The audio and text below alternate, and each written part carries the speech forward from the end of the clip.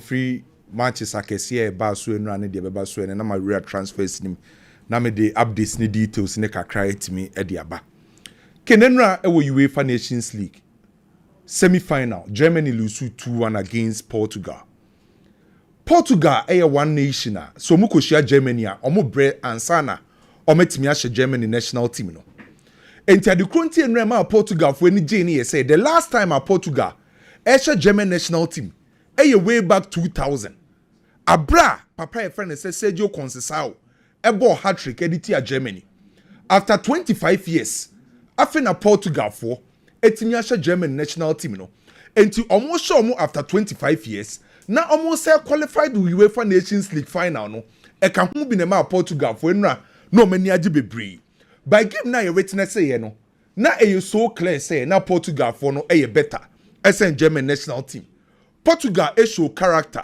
and omu show omu quality no so dead so difference and what Germany any Portugal mu ano character and a quality because quality and team friends say Portugal possess no na was suru bebre can the first 45 minutes there na Germany for slight advantage no na first half in Germany for no a little bit better than Portugal national team no so what Portugal national team na Papa, on your friend say Roberto Martinez, decided say, Obama João Neves, abo as a right back. And to Portugal finfin on the Bruno Fernandes, Bernardo Silva, and a Ruben Neves, and a chassis won finfin. Germany for whom some midfield na no much chassis, some person will take control. So Leroy Sané Florent Wirtz, drop put deep kakra, Ebeka Abrante fence Goretzka mu won finfin ho, and no much chassis so mu dominating in the midfield. E can who be na first half. Yehun say Germany take control kakra in terms of build up no mo ye better in terms of progression no mo ye better so first half na who say Germany for inside the Portugal for so kakra by second half no Roberto Martinez a substitution be say Sanioma bebre edema Portugal national team no bringing in Abrante friend say Nelson Semedo a natural right back ordinary be shame no eboama Portugal for enya that stability e that area at the time we introduce Vitinha e won finfin ho e the control by or the pass ne by or the movement ne by so Vitinha be share Portugal national team in the second half no ye mu say Portugal e control game ne better omu kra ball no mu control better omu nkra ball no mu control ball ne better omu movement a sha say aye quick omu timi attack omu sha say omu create chances so Vitinha e the sa control any total dominance no e ben finfin o de ma Portugal ana Francesco Conceição the individual brilliance nearby check go na Abrante ne share so second half na nkasa no the substitution of Portugal national team no ebua manioma bebre sign first half Portugal nya big chance onya just 4 attempts but in the second half obenya 13 attempts 4 big chances and ultimate chef 2 goals no so to me second half no unnecessary bibia dem Portugal by kin Abrante your friend say Ronaldo yes, next 937 goals in the football career. Aka 63 goals, not the 1,000. And you most likely say Ronaldo by achieve this record we. 63 goals, Ronaldo at the age of 40 years, 1,000 goals no, and you most likely so by achieve. So obo 2 years can one. Obeti match 63 goals no. By nipa baako ken yem bona baso. Abrante friend say Nuno Mendes. Ken Abrante any form no wom this season and wedding.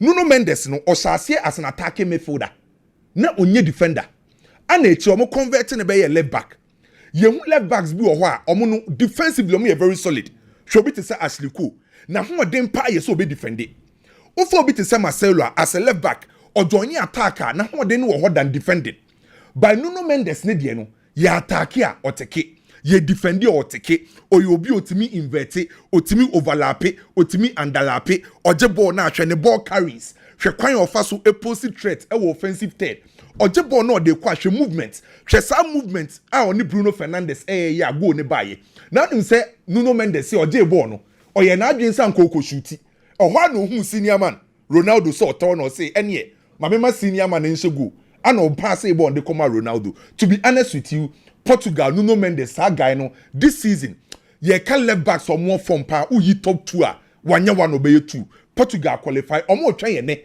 between Spain and France why and be qualify for final attention nebe wo Dembele ene Lamine Yamal players me no omo da wachi because of Ballon d'Or issue ni nyina by kin anytime be as Spain and France be she biano rivalry ni wo ho e hyase 1922 yeah so Spain and France be she bi omo sa rivalry and fa ho ni the whole form e you omo matches e dey so be predict. That's the reason why 37 games between these two sides. France winning mu 13, Spain winning mu 17, and the mu 7 about draw. Okay. The last time we Musiano, Spain show mu 2-1. And to say, okay, be our war form in terms of the world throw currently, and the Spanish national team, we European champions. Name Ken and Martino, and they so be predict because form now say France for boys nesu swap picking no, me underrated France national team no. And they are. Spain for the be crab ball no. Spain for the be pass bebree. Spain for the be control ball because of almost style. Anyhow, we ball ni sitie. Spain, Papa Fence Luis de la Fuente, up a tactical flexibility and a positional flexibility. So anytime be a Spain under Luis de la Fuente, Ebesia Cambiano, ne right back aye Pedro Porro, and a branch Fence Kukureya over the left back no. Almost me move over inside in the midfield. Now allow Pedri and Fabian Ruiz say on bet massage forward kakra. So anytime we are no Spain 4% omunya numbers in the midfield, no more control fin edit your opponent bia. So the first thing about the Spanish national team, I say omo open numbers in the midfield, numbers omo be control game no. At the same time, ombenya numbers e wo position 10. So Spain for be control game no won fin ho. That's how omo tie.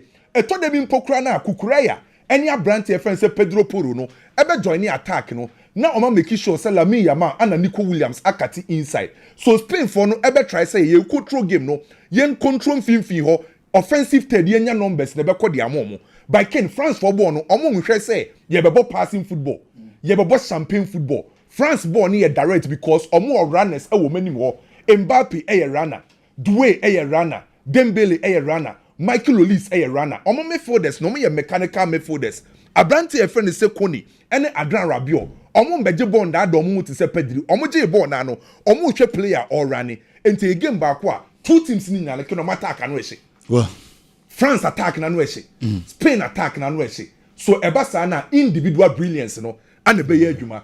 Why na be hye say Lamine Yamal na be gi ni din, Dembele na be gi ni din. And omo vote to Lamine Yamal in area ya young player of the season our La Liga. Our La Liga. Young player. Young.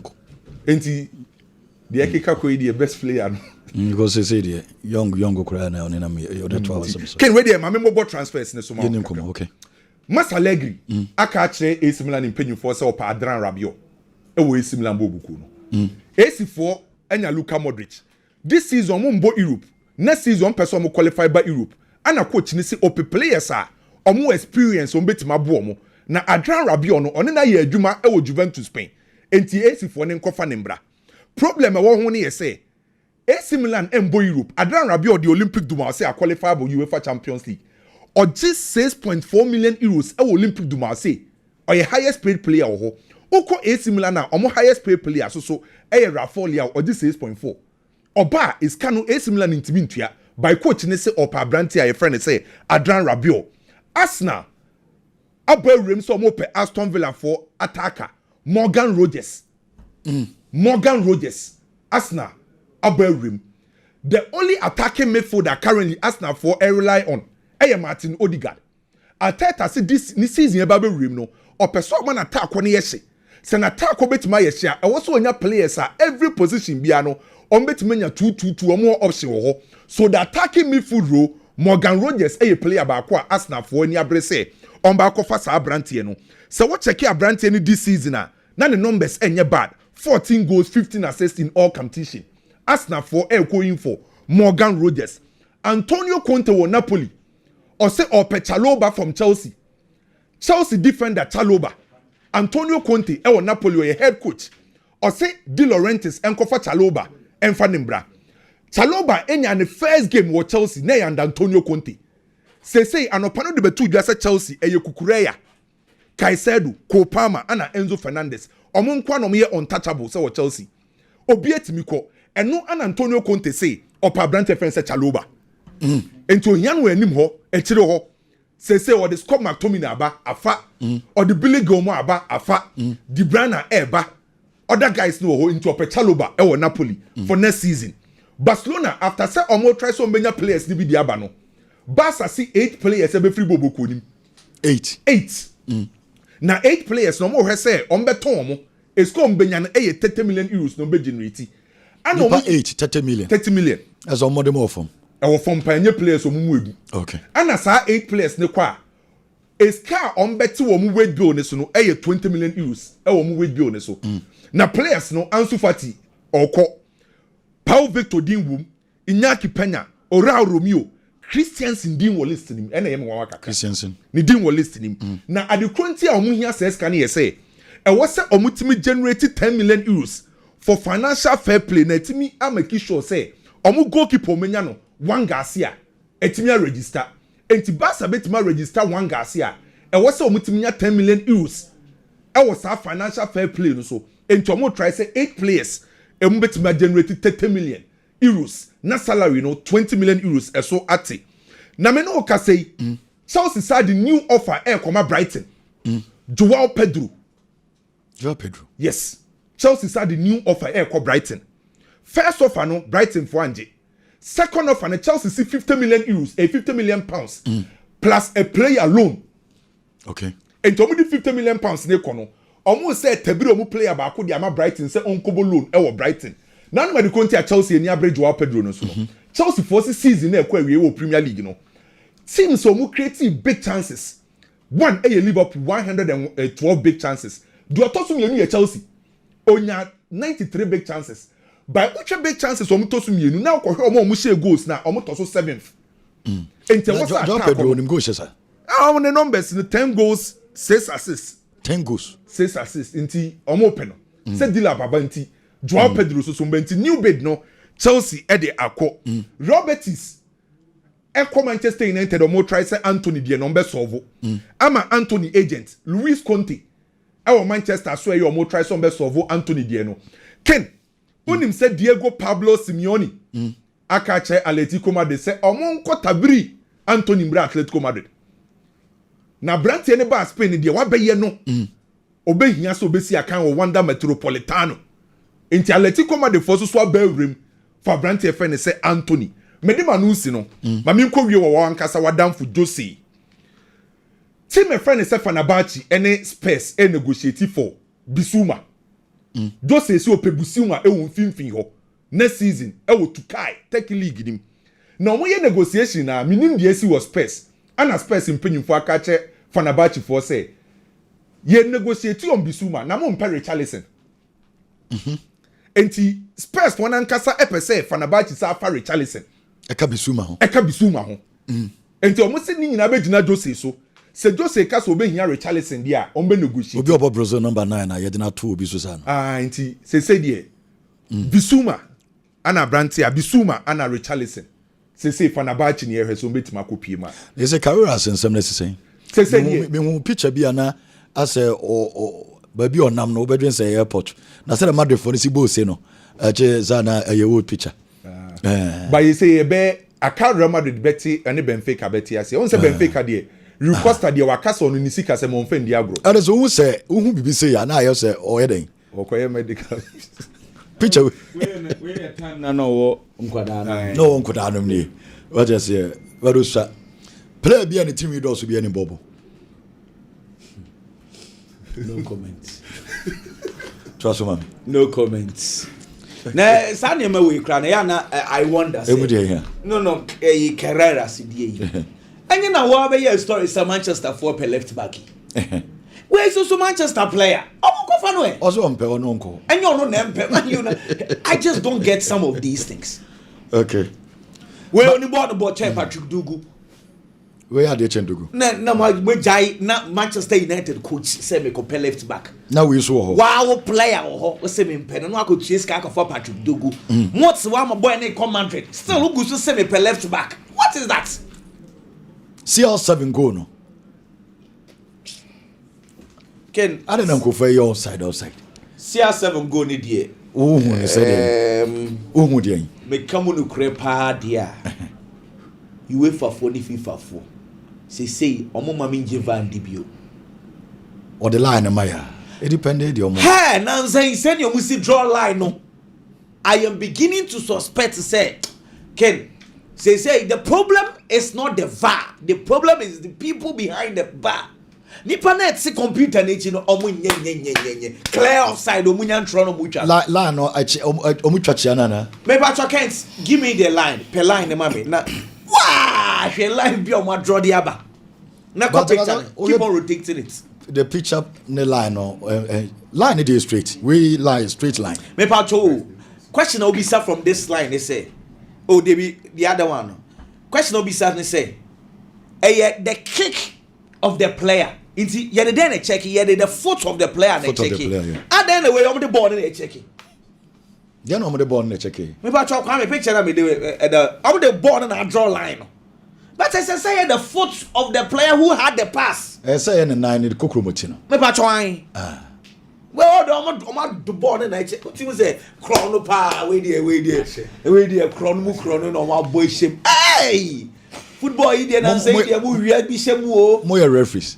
mo referees me there there clean go e da ho a na woni say go ni to mo no minim say we there ye be born of hey me who ya say referees ya mbo na say hey oh no come on me I support Ronaldo in so many ways but this is so obvious FIFA for minim promise how madi aye Ronaldo minim what is going on looks like I say yenye bibi kakra fa njawuja for last one I don't get these things and I know na FIFA president so me say Ronaldo combo club world cup please that's what deserve see adia Ronaldo aye e international football no aye remarkable me pesa nyema way to dance what Ronaldo has done Ronaldo with 40 years and na Portugal team no Ronaldo na ese no Ronaldo on say Portugal team and no Ronaldo na say no and that Portugal ebe san bia ye ni say Ronaldo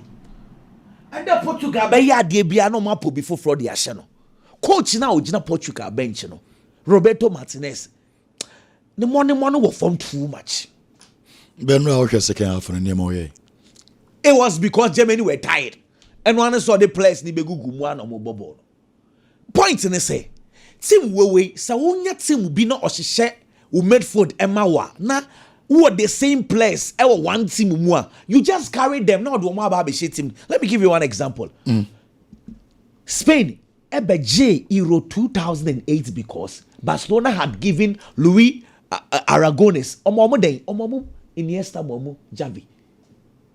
Aragonés needed to add Marcus Senna-Keke. Enter sa. Portugal team. The PAG for aye di ama omo pa omo ma say Joao Neves ni Vitinha. The kind of partnership ni understanding and what these two boys in temi. And one say what times have midfield no. Now the Bruno Fernandes aka ho. But that's Joao Neves and Paulina coach ne person baako bon na Vitinha ne Joao Neves. And until me say Roberto Martinez onyade. Tio PH midfield na eye enviable ewo Europe no. Vitinha, Joao Neves, Fabian Ruiz, enter sa. It is how the Portuguese national team I just the Fabian Ruiz all PF film ama Bruno Fernandes abeshem. Fabian Ruiz ne Bruno Fernandes why na yade. So you are even upgrading it. Enter sa. So what is your problem? Nowadays Joao Neves ikobo 2. Akwa we onye serious bako kra wo ne Bernardo Silva chinchin na obebo ni bi well mama nka masam ntwam nko kitwa bi ha mama san ka asam bi Ronaldo no mo manage no with all due respect he's 40 years Sunday obebo final say enye so uniform tani apon awie Ronaldo edube bi a take him out man kwara ni bi mo no anka san regaining the energy for bobo ken nka masam wa he say am no ka say Osimhen offer mienu na da nanim. Hilal for no say on money 30 million euros a year. Galatasaray so money 15 million euros a year. Na Galatasaray sika no times 2 of what Hilal see on the memano. Hilal for so mu nimre and na kopem Friday Victor Momo answer enye sa omu movie on. Last year Ekatodo Brunanka oko Al Ahly Sika Al Ahly ka some the memano and no Hilal for some the memano and the last minute and Napoli for kwayema deal no e cancel here and to me no can say 30 million euros for Victor Osimhen take or you will not take a train boy no a response Dia tosubio Ken. Enra me say West Ham United for rejected Chelsea offer for Mohamed Kudus no. I kept on wondering a lot of things. One, because meaning say West Ham United for no munya Kudus on beton because yeska. They need cash sankasa. And Chelsea Kudus are rejected Saudi Arabia. So on Copa stay. So him say Denya Chelsea DNA for Chelsea to make official there. My official base no exactly. You see, the mommy I am one say. Me initially me say and what I heard from West Ham sources was that West Ham for say a cash plus players. That time no man can players and no marriage I was like, how? Because West Ham for Pesca and the positions be you would also go out and buy. And I mean Chelsea players somebody mama West Ham because I've rejected it. Because Kudus contract from 1st of July to the 10th of July. Wow, Basa Ope Kudus bia a release clause now bet you just 85 million pounds. Utu no for Kudus. It is a yenyan sa window noa. Wow, Kudus will be at just negotiate. It's when I heard that I was like, in any case, now the Chelsea 4% someone turn on him at the now someone turn Pedro into. I was surprised to be very honest. And he about bedroom pepe. And it's good to say Chelsea I make your official bid for Kudus. It's good. Yeah. Because Kudus do baby na yin na yabamu yaden. Na yabamu yabu. Say one renye. So 2 players plus cash. Oma rejected. Minim say the ombesi akubim. Ebasa Madueke nebeko. Because Sancho ko.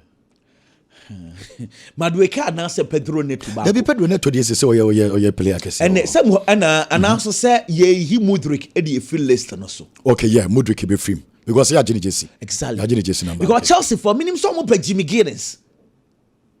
I say Kudus ba onu ntimi ba. So I am beginning to feel say Chelsea they are just throwing in the office. On the bids no quite different places. Say be say Joao Pedro about 10, about 7, about 11, about 9.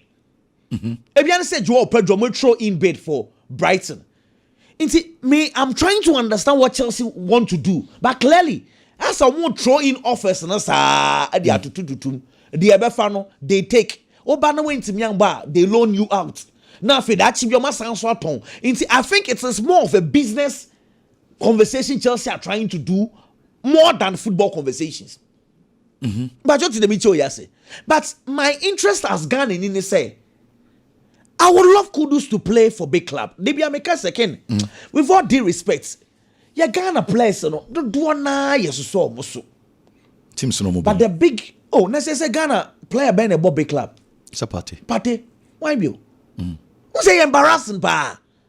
Until say recently Arsenal Champions League no mo ye bibia me ye hu no. Ye bo Champions League Nigeria ni we ni African players omo Egypt ni you don't see Ghanaian players playing in even Champions League semi or finals. Me what? This is embarrassing. Because we pride ourselves to say Ghana, Africa, we are the pride of Africa. Your talents. Who are talents now want to me showcase in what big club. Talents who are saying. A conversation as me war problem so now most African for no elbow bubble place. It gets me sad. Say the last time I got a crown podium no so was 2015. 10 years in year you crown from podium no so. Any day are you? Any African best. Since the day 2015. 2015, 10 years in here, we can't even mount the podium. Yet we call ourselves the Brazilians of African football. Now Fabianski ko West Ham United ko. Enti enka Robert Sanchez enka Disbury Hall. Nka on kana na skaka krabi nka no momfa nkwaje Kudus. But then say West Ham United for when he says our players na dey. Omo nhede nya bibia wo. Asam na dey check this boys we dey. Odi omo kasika mo beje Kudus skanu swa. Enti na Disbury Hall so nya bad. Ken it's a bit that I don't understand this because so why West Ham reject we. West Ham here goalkeeper. Anti am goalkeeper. And Rechi or the bid cost Southampton so per Aaron Ramsdale 25 million. West Ham here midfielders. Into the players they are mentioning, these are areas of West Ham here. Into no, me either say those players now media ni mo no enye the right place at Chelsea they call ye. Maybe a different. Maybe a different place. Okay. Well, anyway, here and there's Spain in France. Enye Ballon d'Or. I know say enye Ballon d'Or. Fine. And the crowd will be intimate kasa. E betimi aka because Lamine dey no this game way Nations League beba Ballon d'Or no. Cristiano Ronaldo na top scorer. About Nations League CC. Kwame. Nations League one actually goes pa. Ronaldo 7. Ronaldo has how many goals? 7. Okay. But so you can't say who win in Nations League. You say 2 players no one. Omo pre Ballon d'Or no mu nyina be gine game back mu abo. Inti no. Sa game no mo but obi so ye panyin wo. Won say the ebetimi esi ne say. The obebo ball pa cha ne yonko no. Emre bi bedru. Se ye discuss Ballon d'Or ho komo a sa game we ebebem. And then necessarily say the obesha no obeji Ballon d'Or. But we are saying is say umpo a back part of those conversations say sa time ayemi enu kra ye hia ye ne kwasi sen. I said Basadi, I said yakura, if anything. Lamine yakura. Intend yakura the zone obe dribble need obe dribble point for sa what you say. Nti say also nim dribble and anya sa Kwame. Sa akura de ebe say dia wajibo antwetwe nko a. Lebi nti now say Dembele obi asoso hye. Dembele kope go ono ope trophies. Or jeje trophy. Say no France for no. Mun say nkwada no so mun nyina bo say Michael Olise so pre ball ni bi bo. Yeah, Olise is very, very good player. And, you know, I know say any conversation about, but honestly, we are going to enjoy good football. Adi I'm not going to look at Lamine Yamal and Dembele. Because share the components of Spain for midfield, you know. Because one thing you need to note is say Luis de la Fuente eba, you know. Pedri on shada starter with Spain national team. Because Fabian Ruiz aba. On say or some Boba kono Arsenal kono. Mikel Merino na ti adi lankasa ne 3-man midfield na ye Rodri, Fabian Ruiz ana odi Pedri as number 10 ana ye ko hero so ko pray free man Dani wo mo be share 10 aka inti Pedri ni 8 nankasa ope no okwo Spain na ye Fabian Ruiz na boss 8 no but report about say Pedri best start but as the 8 and as number 10 eno na me pese me coach no ehun so man mo 8 and man mo 10 eno echi Spanish national team camp omo ye ni interview no omo bisa na say position be na open us someone nyina mo hwe Barcelona season we na me 8 na me comfortable inti won say but De La Fuente so say 8 no on team 2 Fabian Ruiz so my conversation is on say Pedri epe Ballon d'Or komodie pa on the only Fabian Ruiz because it's a Spanish national team no position on team 2 Fabian Ruiz there then we cannot rope in you into those conversations. But what sound community just sound community. Oh, when you say, also road rajia, I said, so no sujibi. Because of this sound common. Also road rajia, also so road rajia, no who says the same midfielders. So Fabian Ruiz and the born in your face. Just a Pedri, and also Bossa, or body, you are more than ever. And says they say, Oko Spanish national team 8 no Fabian in able. It just say, Pedri no, it's me Fabian Ruiz ni free number 8 walk. I want to be say. Baby, you're going to be so boy, it's over 10. Biggie, Ken, now what you say? Now, me not doing baby. I didn't come on. Ken, my man shall in free Chelsea. Now, Chelsea are signing Liam Delap. Yes, he's a good striker. He's a good prospect. And at Chelsea are far quadano. Now, auto prospector. Obe here so be man bre. Said ye be yanka kanka new environment obe find in home. Baby, our baba be rano. Obetimi a pick up the bits and pieces. No good game media now because Liam Delap na Chelsea are fan no. Ken, open the top 10 strikers in the Premier League on count. About 37 matches and share 12 league goals. But Chelsea won't say BB wonimu. Omo fa akwada nde ne ba. Ebia within the next 2-3 years. Akwada ne betimi a mature into a very good striker. No manya mfa so de free ne so. Nana me da sorry anopa na me hu say Chelsea aye post na Chelsea aye no. Almost your new number 9 arrive. Ne hono na me yam hye me de ma akwala no. Me yam hye me de ma akwala no because say unim Chelsea. Na unim Chelsea abakọ sem a. Obo se na nse players omo bo be fa Chelsea jersey number 9 ni nyina no. Aya na niam nkoyi mfa ma omo. Obi ba emfa woni ne level. Emfa woni ball a obo. Emfa woni baby a wadru.